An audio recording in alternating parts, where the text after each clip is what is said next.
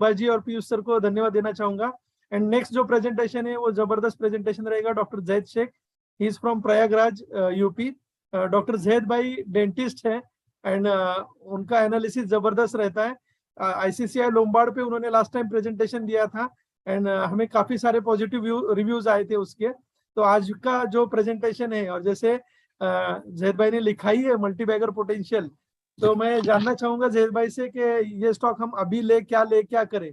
सो इस बेहतरीन प्रेजेंटेशन के लिए मैं आमंत्रित करना चाहूंगा प्रयागराज से doctor Zaid Shaikh. Zaid sir welcome. Thank you Milan sir and नमस्कार दोस्तों, मैं doctor Shaikh Zaid, Prayagraj, profit from it Prayagraj से। फ्रेंड्स, अभी हम जिस कंपनी के बारे में बात कर रहे थे वो टाटा कंज्यूमर से, एंड अब हम जिस कंपनी के बारे में बात करने जा रहे हैं वो आईसीआईसीआई लोम्बार्ड, जो कि जनरल इंश्योरेंस की कंपनी है। फ्रेंड्स, जनरल इंश्योरेंस की कंपनी जाने से पहले हमें देखना चाहिए कि इंश्योरेंस है क्या। इंश्योरेंस अपने आप में एक इंस्ट्रूमेंट है जो कि रिस्क ट्रांसफर करता है। मींस हमारा जो फाइनेंशियल रिस्क है, भले ही वो हमारे हेल्थ को लेकर हो, भले हमारे असेट्स को लेकर हो, भले हमारी लाइफ को लेकर हो, उसका जो रिस्क है वो किसी और कंपनी को ट्रांसफर, वो इंश्योरेंस कंपनी को हम लोग ट्रांसफर कर देते हैं, राइट। तो जो इंश्योरेंस सेक्टर है, ओवरऑल सेक्टर है, क्या उसका भारत में ग्रोथ है, ये सबसे पहले जानना जरूरी है इस कंपनी को जानने से पहले।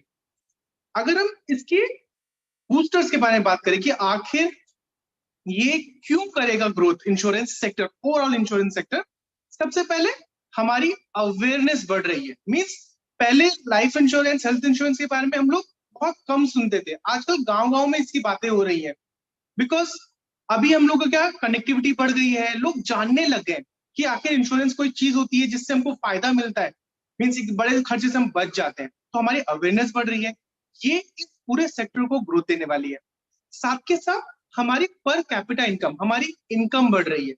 अभी हमारी इनकम कितनी है, अगर पर कैपिटा इनकम के बारे में बात करें तो अभी करीबन 2.25 लाख रुपए का पर कैपिटा इनकम है इंडियन का। फ्रेंड्स, अभी हमारा मेन खर्चा क्या है, जरूरत की चीजें खरीदने खाने में हो जाता है, रहने में हो जाता है।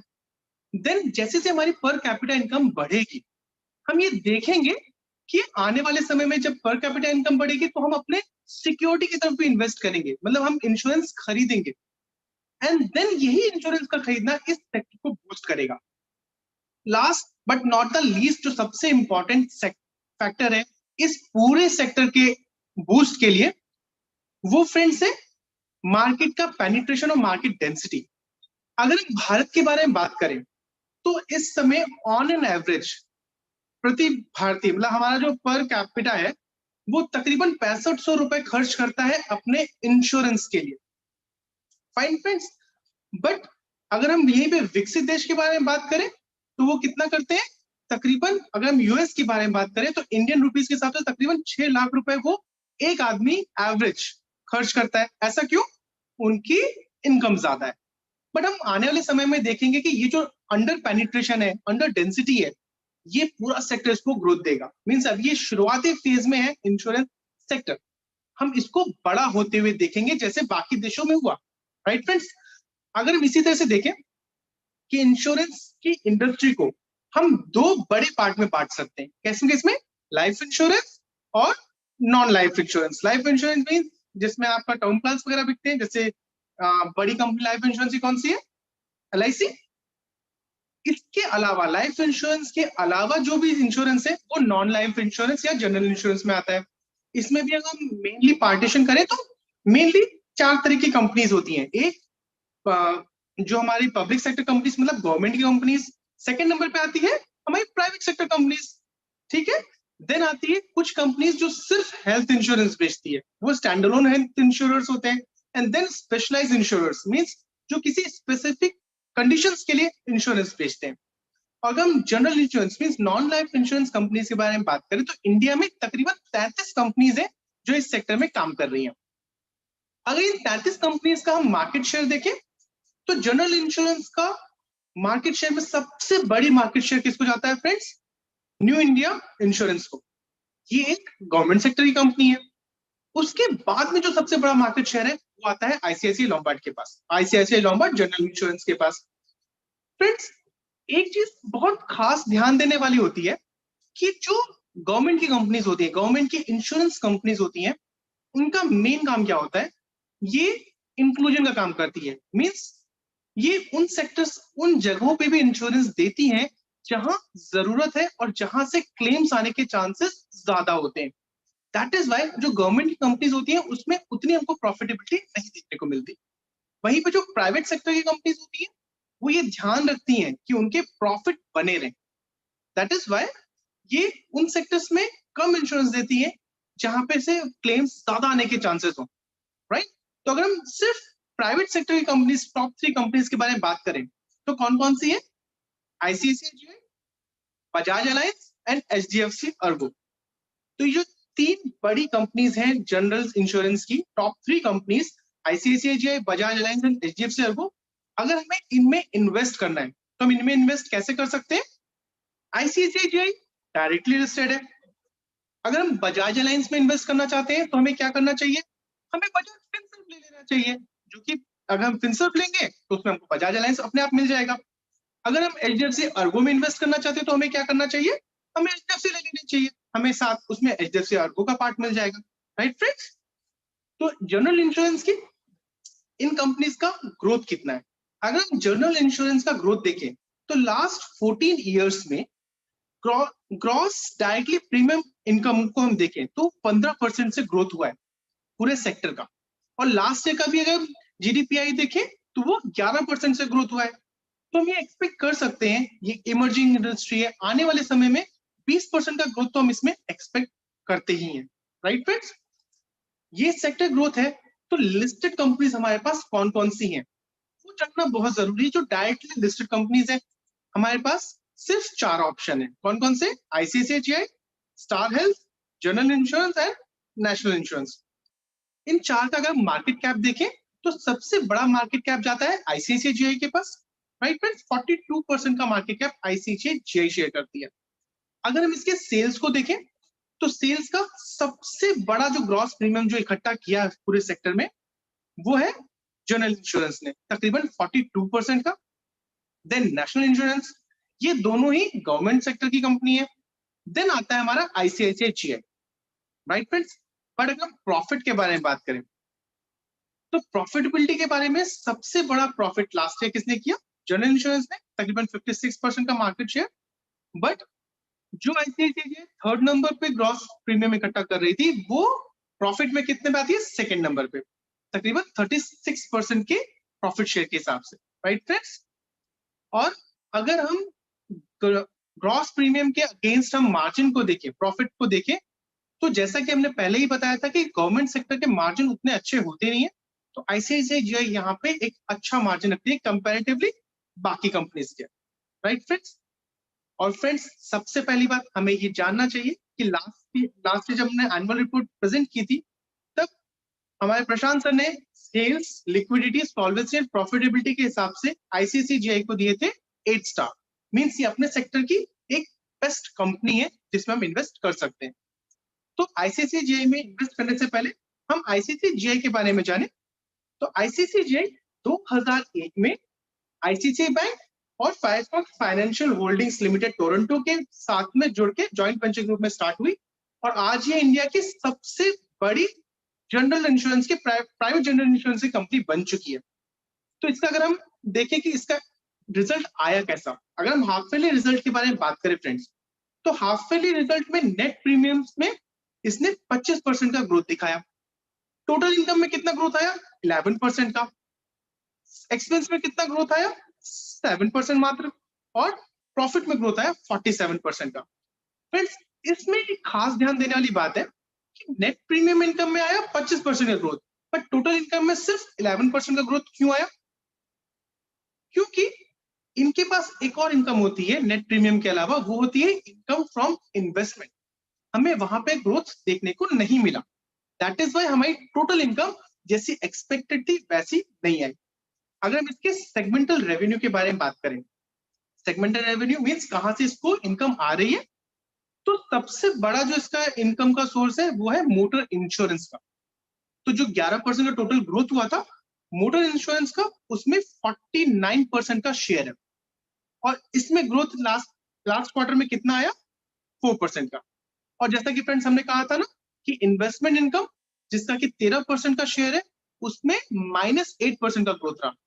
दैट इज वाई हमें यहाँ पे हमारी एक्सपेक्टेशन के हिसाब से नहीं मिला। अगर हम इसके एक्सपेंस के बारे में बात करें तो फ्रेंड्स किसी भी इंश्योरेंस कंपनी का सबसे बड़ा एक्सपेंस कौन सा होता है? क्लेम पे, जो वो क्लेम पे करती है। हमने देखा यहाँ पे टोटल जो क्लेम पेड था उसमें 10% का ग्रोथ मिला। एक और खास ध्यान देने वाली बात यहाँ पे ये है कि क्लेम आउटस्टैंडिंग मतलब जो क्लेम आ गए बट अभी पे नहीं हुए उसमें हमें -11% देखने को मिला। ये हमें लास्ट रिजल्ट में भी देखने को मिला था। इसका इफेक्ट क्या आएगा? इसका इफेक्ट ये आएगा कि आने वाले समय में हमें क्लेम पेड में भी उतना ग्रोथ देखने को नहीं मिलेगा, मीन्स हमारे खर्चे कुछ बचने वाले हैं, राइट फ्रेंड्स? तो साथ के साथ हम इस साल जो इन्होंने अर्निंग कॉल दिया था उसमें की पॉइंट्स जो मैनेजमेंट ने बताया उसमें उन्होंने दो मेजर चीजें बताई। सबसे पहले इकोनॉमी में रिकवरी आ रही है, रिकवरी जो इकोनॉमी में आ रही है इसका ओवरऑल बूस्ट मिलेगा सभी सेक्टर्स को। तो इकोनॉमी में जो रिकवरी आ रही है वो क्यों आ रही है? हमारी डिमांड बढ़ रहा है, फेस्टिव सीजन है, कंजम्पशन बढ़िया आ रहा है, ठीक है, और साथ में क्रेडिट ग्रोथ भी आ रहा है। बट कुछ चीजें हैं जो कि इकोनॉमिक ग्रोथ को रोक सकती है, जो इसमें कि क्या ग्लोबल इन्फ्लेशन, स्ट्रॉन्ग डॉलर्स और जो जियोपॉलिटिकल टेंशंस बनी हुई है। तो ओवरऑल अगर इकोनॉमिक ग्रोथ करेगी तो हमें इंश्योरेंस सेक्टर में भी अच्छा ग्रोथ देखने को मिलेगा, जिसका इफेक्ट हमें आईसीआईसीआई में भी देखने को मिलेगा। स्पेसिफिकली जनरल इंश्योरेंस सेक्टर के बारे में बात करें तो मैनेजमेंट में स्पेसिफिकली बताया है कि जैसे मोटर इंश्योरेंस है, अभी इस साल इन्होंने इस क्वार्टर में इन्होंने देखा कि स्ट्रॉन्ग ग्रोथ मिला है किसमें? प्राइवेट कार्स के सेल्स में, प्राइवेट कार के सेल्स में, साथ ही साथ कमर्शियल व्हीकल के सेल में भी एक अच्छा ग्रोथ देखने को मिला। फेस्टिव सीजन में हमने देखा कि कार्स हमें बुकिंग पे भी नहीं मिल पा रही थी। तो इससे क्या होगा? अगर कार्स बिकेंगी, मोटर्स बिकेंगी तो उसके इंश्योरेंस भी बिकेंगे। यहाँ से इनको एक पॉजिटिव साइन देखने को मिला। साथ ही साथ हेल्थ इंश्योरेंस में भी इनको एक अच्छे ग्रोथ देखने को मिला। इसके साथ ही जो इस क्वार्टर में H2 में इनको जो जीडीपी ग्रोथ देखने को मिला वो 15% मिला। ओवरऑल डिमांड अच्छी मिली, ऐसे उन्होंने अपने कॉन कॉल में बताया और जो हमने इसके रिजल्ट्स में भी देखा, राइट फ्रेंड्स? तो इसका ट्रेंड क्या कहता है ये जानना जरूरी है। ट्रेंड में क्या होगा फ्रेंड्स? क्या अगर हिस्टोरिकल ट्रेंड के बारे में बात करें तो नेट प्रीमियम 2006 से लेकर 2022 तक नेट प्रीमियम पिछले 16 साल में इसने 15% के सीएजीआर से 18 गुना कलेक्ट किया है। अगर हम H1 रिजल्ट में भी देखें तो जो लास्ट ईयर करीबन 13,000 करोड़ का नेट प्रीमियम इकट्ठा किया था उसका आधे से ज्यादा ये अपने H1 में कलेक्ट कर चुका है, राइट फ्रेंड्स? अगर हम इसके प्रॉफिट के बारे में देखें तो 2006 से अभी तक 2022 तक इसने 16 सालों में अपने प्रॉफिट को 25 गुना कर लिया है। फ्रेंड्स अगर हम H1 के प्रॉफिट को देखें तो जो लास्ट ईयर का जैसे हमने देखा था कि प्रॉफिट कम हुआ था, बट इस साल जो लाइफ टाइम हाई का प्रॉफिट है तकरीबन 1450 करोड़, उसका आधे से ज्यादा तकरीबन 940 करोड़ ये प्रॉफिट कर चुका है H1 में। मींस हमें यहाँ पे फिर से लाइफ टाइम हाई प्रॉफिट की उम्मीद होनी चाहिए, राइट फ्रेंड्स? अगर हम इसकी रिजर्व के बारे में बात करें तो इसने पिछले 16 साल में अपना रिजर्व 67 टाइम्स किया है और लास्ट ईयर के 8600 करोड़ के रिजर्व से H1 में इसने बढ़ा के तकरीबन 9300 करोड़ का रिजर्व इकट्ठा कर चुका है। फ्रेंड्स अगर हम इसके करंट ट्रेंड के बारे में बात करें कि अभी इस क्वार्टरली ट्रेंड क्या चल रहा है वो देखें तो क्वार्टरली ट्रेंड में हम देखते हैं कि जहां पे 9 मंथ में इसने 20% का ग्रोथ किया था सेल्स नेट प्रीमियम इनकम में, ईयर एंड में आते आते 26% का, क्वार्टर वन में हमने देखा 29% नेट प्रीमियम ग्रोथ आया, H1 में हमने देखा 25% का। तो हम ये एक्सपेक्ट कर सकते हैं कि इस साल के आखिर तक ये एटलीस्ट 23% का नेट प्रीमियम में ग्रोथ दे।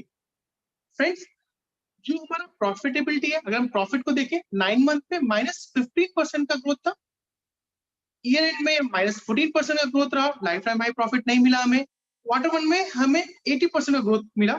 हमें एक्सपेक्टेशन था कि प्रॉफिट हमें बहुत अच्छा मिलेगा, बट हमारे एक्सपेक्टेशन के हिसाब से नहीं मिला। व्हाई? बिकॉज जो उनके इनकम था इन्वेस्टमेंट से वो एक्सपेक्टेशन के हिसाब से नहीं आया, तो हमें H1 में ग्रोथ देखने को मिला 42% का, राइट फ्रेंड्स? हम ये एक्सपेक्ट कर सकते हैं कि ईयर एंड तक हमें 40% का ग्रोथ तो देखने को मिले प्रॉफिट में। तो हमारा शॉर्ट टर्म ग्रोथ कितना है?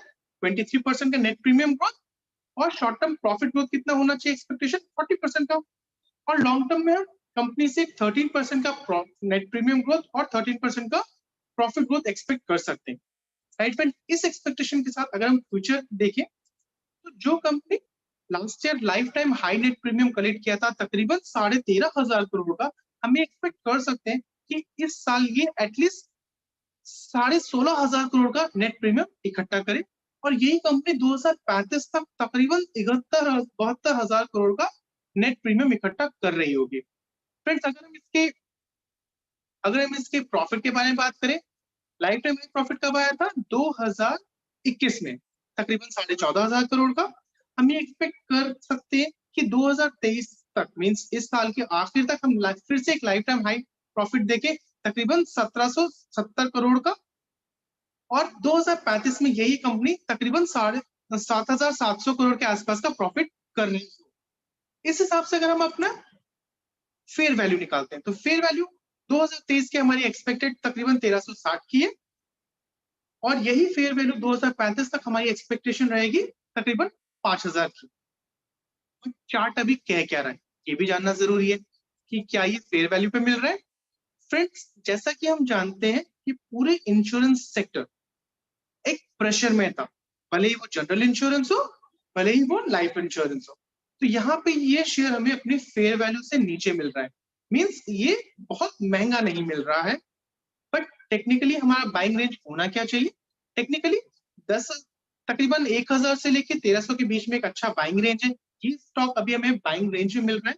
शॉर्ट टर्म का हमारा टारगेट तकरीबन 1798 मींस तकरीबन 1,800 के आसपास का रहेगा। इस शेयर को हमें मल्टी ईयर रैली के लिए अपने पास होल्ड रखना चाहिए, क्योंकि जनरल इंश्योरेंस की कंपनी अपने पोर्टफोलियो में होनी चाहिए। इस तरह की कंपनी का पोर्टफोलियो एलोकेशन कितना 2% अपने पोर्टफोलियो में रहना चाहिए। फ्रेंड्स, ये वो समय होता है जब पूरा सेक्टर प्रेशर में, तो वो प्रेशर हमारे पास अकोमुलेशन का समय देता है, राइट फ्रेंड्स। एंड लास्ट में हमारा डिस्क्लेमर कि ये पूरा प्रेजेंटेशन सिर्फ एक एजुकेशन पर्पस के लिए था। प्लीज अपने खरीदने और बेचने से पहले या तो खुद का रिसर्च करें या फिर अपने एडवाइजर से बात करें।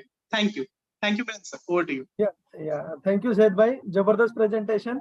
आपने बताया कि आईसीसीआई इंश्योरेंस में जबरदस्त ग्रोथ है एंड डिमांड भी अच्छी है, जो सुन के बहुत अच्छा लगा, क्योंकि बहुत से सेक्टर एकदम से उनको मार पड़ी है।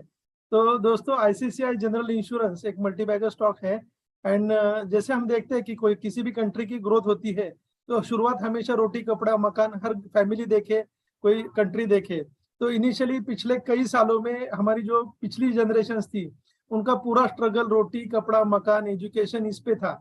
लेकिन अभी एक अच्छा वेलबींग आने लगा है, सबकी इनकम अच्छी तरीके से बढ़ रही है, तो सभी को एक इंश्योरेंस या सिक्योरिटी की रिक्वायरमेंट रहती है, क्योंकि आफ्टर बेसिक नीड्स एक सिक्योरिटी रहनी चाहिए। जैसे हमने कोविड में देखा, बहुत से लोगों के हॉस्पिटल के बिल ही इतने आ गए थे कि उनको काफी सारा फाइनेंशियल लॉस हो गया।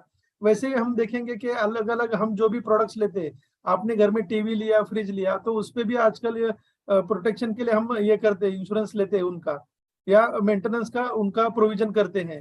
तो हमारी जो भी इंपॉर्टेंट है, जैसे जैद भाई ने बताया कि व्हीकल सेक्टर में काफी सारा टर्न अराउंड आ गया है एंड व्हीकल सेक्टर में भी आफ्टर बुकिंग भी आपको व्हीकल नहीं मिल रही है, तो व्हीकल बिकेगी तो इंश्योरेंस बिकेगा। तो ऐसी काफी सारी चीजें उसको अच्छा सपोर्ट कर रही है। तो ये एक बेहतरीन प्रेजेंटेशन देने के लिए मैं जैद भाई को धन्यवाद करना चाहूंगा। और दोस्तों, मैं जैसे बताना चाहूंगा कि वर्ल्ड की जो बेस्ट लीडिंग इंश्योरेंस कंपनी है वो काफी कई मल्टीफोर्स हो चुकी है, 200-400 गुना हो चुकी है। हमारी ये कंपनी अभी शुरुआत चलना शुरू किया है, तो बहुत से इन्वेस्टर पूछते हैं कि कहाँ स्टॉक इन्वेस्ट करें, कौन सा छोटा स्टॉक बताओ जो बहुत अच्छा प्रोस्पेक्ट लेके आने वाला है। तो दोस्तों, ये वन ऑफ द स्टॉक है, और ऐसे बेहतरीन स्टॉक के लिए मैं पीयूष सर को रिक्वेस्ट करना चाहूंगा कि वो आईसीसीआई जीआई की इस प्रेजेंटेशन पे और उनका पूरा एक ओपिनियन दे दे। Welcome sir. Thank you Milind भाई, and wonderful presentation doctor Zaid, बढ़िया प्रेजेंटेशन है एकदम। जो पीपीटी आपने बनाया है वो भी एकदम शानदार, बिल्कुल जैद भाई आंखें हटेगी नहीं, सिंपल है, इफेक्टिव है, राइट। इस बार मैं पहले से बता देता हूं सबको, क्योंकि लास्ट टाइम जब आपने ऐसा आईसीसी लोम्बार्ड पे पीपीटी बनाया था तो कुछ लोगों ने कमेंट किया था कि ये आईसीआईसी लोम्बार्ड का इन्वेस्टर प्रेजेंटेशन ही बता दिया है। मैं बता दूं ऐसा हरगिज नहीं है। जैद भाई खुद रिसर्च करते और ये पीपीटी उन्होंने खुद बनाया है, पर इन्होंने लोगों के जैसा कलर लेके इतना सुंदर बनाया है कि हो सकता है आपको लगे कि ऐसी लोम्बार्ड का प्रेजेंटेशन है, उनका नहीं है। बराबर, खुद की मेहनत का, खुद का रिसर्च का ये डेटा है। अब जैसा आपको जैद भाई ने पूरा डेटा बताया दोस्तों, एक लीडिंग कंपनी है। देखो लीडिंग कंपनी पे ध्यान होना चाहिए। सबसे पहले प्रॉफिट में आई थी, प्रॉफिटेबिलिटी इनकी बढ़िया है, एकदम अच्छी है। जनरल इंश्योरेंस एक ग्रोइंग सेक्टर है, इंडिया का फास्टेस्ट ग्रोइंग सेक्टर में। अगर दोस्तों नाम आता है रिटेल का, तो साथ में नाम आता है इंश्योरेंस एंड इन्वेस्टमेंट का। तो डेफिनेटली दोस्तों इंश्योरेंस सेक्टर की कंपनी पोर्टफोलियो में होनी चाहिए। अब अगर आपने हमारी बात मान के, मान लीजिए इंश्योरेंस की कंपनी पोर्टफोलियो में रखी थी, तो 2 साल से आप इंश्योरेंस में कुछ कमाए नहीं, बराबर की नहीं, क्योंकि 2 साल से सारी इंश्योरेंस की कंपनी करेक्शन मोड पे है। अब क्यों है वो भी जानने की जरूर नहीं है, क्योंकि कोविड था, क्लेम काफी थे, पर अब प्रॉफिटेबिलिटी बढ़ती जाएगी दोस्तों। हमें उम्मीद रखनी चाहिए अच्छी प्रॉफिटेबिलिटी मिलेगी दोस्तों। स्ट्रॉन्ग ग्रोथ, जैद भाई ने बताया मेरे ख्याल से 23% का ग्रोथ है आईसीआईसी लोम्बार्ड का। तो दोस्तों आप लोगों को क्या लगता है, 23% ग्रोथ अच्छा है, ठीक ठीक है कि बुरा है? दोस्तों धमाकेदार डिमांड है। टाटा कंज्यूमर 11% ग्रोथ फिर भी अच्छा है। तो आईसीआईसी लोम्बार्ड अगर 23% की डिमांड है, तो ये आपको बता रही है कि लोग भर भर के प्रीमियम भर रहे हैं। ध्यान देने का इधर, प्रॉफिट नहीं है। प्रॉफिट इसलिए नहीं है, क्लेम्स हाई थे। इंश्योरेंस की कंपनियों में दोस्तों एक कंबाइंड रेशियो देखा जाता है। Let me repeat, combined ratio. ICICI Lombard का भी कंबाइंड रेशियो अभी भी 105% है। तो 105% का मतलब, अगर कंबाइंड रेशियो 100% से ज्यादा है तो वो अच्छा नहीं है। राइट, आई रिपीट, 100 से ज्यादा मतलब जो नेट प्रीमियम आ रहे हैं उससे 5% ज्यादा पैसा खर्चे में गया है। तो 105 इज नॉट गुड। पर जरा ध्यान रखो, पिछले साल 115 था, अभी 105 है, और अब ये इंप्रूव होगा। आप करेक्शन में शेयर इसलिए तो देख रहे हो क्योंकि रेशियो अच्छे नहीं है। तो हमको पता ही है कि क्लेम्स ज्यादा थे, रेशियो अच्छे नहीं है। अभी चलो क्लेम कम हुए तो इन्वेस्टमेंट इनकम डिक्रीज हुई है। कोई चिंता नहीं करने की दोस्तों, मल्टी ईयर रैली की ये प्रोडक्ट है कि रिटायर लोग भी अगर चाहे तो जरूर निवेश कर सकते हैं, क्योंकि डिविडेंड कंसिस्टेंट मिलेंगे। राइट, अभी बहुत अच्छी बात यह है कि ये टूटा हुआ नहीं है, बहुत टूटा हुआ है। 2 साल से बराबर मार पड़ी है। ऐसे समय पे दोस्तों जो लोग स्टॉक इकट्ठा करते हैं उनको शेयर के पीछे पीछे भागना नहीं पड़ता है, बराबर है। So this is a very good opportunity. तुरंत बाउंस उम्मीद मत करो। देखो नेक्स्ट में का कंबाइंड रेशियो 100 के नीचे आता है, यस, जैसे कंबाइंड रेशियो नीचे वैसे शेयर आपका दौड़ेगा। तो तब लेंगे क्या, अभी से इकट्ठा करने का, बराबर है। सो ऑल इज वेल, सब बढ़िया बताया। लेकिन एक Faizan Mansuri, just let me check, एक क्वेरी है या फैजान मंसूरी की, जैद भाई आपके लिए एक बार वापस से फेयर वैल्यू वाला डेटा बताओ। या fair value, let me also check. आपने जो 5000 का फेयर वैल्यू बनाया 2035 का, जैद भाई इसमें अपन ने सेल्स और प्रॉफिट ग्रोथ कितना उम्मीद किया है? 15%। 13। अच्छा, सेल्स और प्रॉफिट का डेटा बताओ ना इससे आगे। 35, ओके।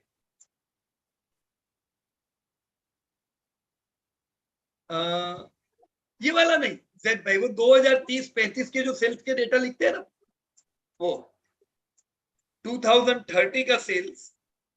हाँ, 1 मिनट, बराबर है। देखो ये प्रीमियम है ना, 13,000 करोड़ का प्रीमियम, 71,000 करोड़, मतलब कितना गुना हुआ जैद भाई? Approximately we can say 6 times, है ना। 6 गुना प्रीमियम की उम्मीद है। प्रॉफिट कितने बढ़ रहे हैं बताओ तो?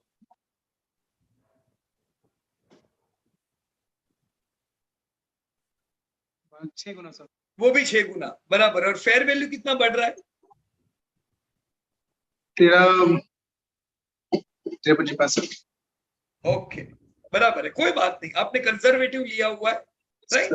फैजान भाई देखो 5,000 का अगर फेयर वैल्यू है तो 5,000 की फेयर वैल्यू पे शेयर का दाम करीबन 10,000 होना चाहिए। आपने देखा होगा ज्यादातर शेयर जो होते हैं वो फेयर वैल्यू से डबल चल रहे होते हैं। ये तो 12 महीने से बाजार टूटा हुआ है कि आपको ज्यादातर शेयर फेयर वैल्यू पे दिखते हैं। तो फेयर वैल्यू को टारगेट मत मान। मुझे लग रहा है कि फैजान आप फेयर वैल्यू को टारगेट समझ रहे हो, है ना। फेयर वैल्यू मतलब पूरे से पूरे समय में आपके शेयर का स्ट्रॉन्गेस्ट वैल्यूएशन सपोर्ट क्या रहता है। तो 5,000 उसके लिए एक स्ट्रॉन्ग प्राइस हुआ, मतलब आपको भाव 10,000 तो कितना चाहिए ना, बराबर फैजान। मुझे उम्मीद है कि क्लियरिटी हुई होगी आपके क्वेरी की, राइट। या थैंक यू जैद भाई। Thank you sir. जैद भाई एंड मिलिंद भाई, धन्यवाद सर पार्थ जी को एक्सेस देना पड़ेगा। yes. हाँ, just a minute. Thank you sir और थैंक यू जैद भाई, जबरदस्त प्रेजेंटेशन। और दोस्तों ये जो आईसीसीआई लोम्बार्ड है that is multibagger, sir ने भी जैसे बताया और हम चार्ट में भी अभी देख रहे हैं कि वो एक अच्छे लेवल पे है। दोस्तों ऐसे शेयर जो अभी सस्ते मिल रहे हैं वही इंपॉर्टेंट है, क्योंकि देखो आपने जैसे इसने 1700 का टॉप लगाया था और लगभग अभी 1000 रुपए के नजदीक आ रहा है। तो अगर आपने इमीडिएटली अच्छे लेवल्स पे बाय किया तो इमीडिएट उसके अच्छे रिजल्ट भी मिलते हैं। बहुत से लोग ब्रेकआउट के बाद देखते हैं, लेकिन अगर जैसा जैद भाई ने बताया अच्छे लेवल्स पे अब अगर आप बाय करते हो तो ब्रेकआउट से भी